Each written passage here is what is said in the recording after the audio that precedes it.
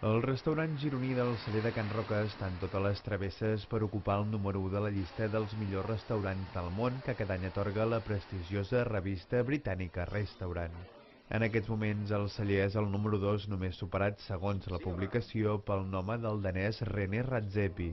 Els germans Roques volen mantenir el marge d'aquestes travesses i aquesta mateixa setmana el xef del celler Joan Roca va afirmar que ni sap ni vol pensar en la possibilitat que el restaurant passi a ocupar aquest any el primer lloc de la llista dels 50 millors restaurants del món.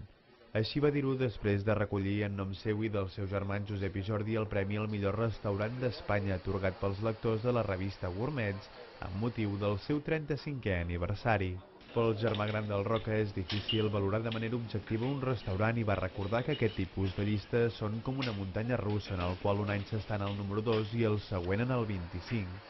De totes maneres, òbviament va dir que si passés seria bonic però que no es volen obsessionar i que ja el ruboritza bastant estar en el número 2.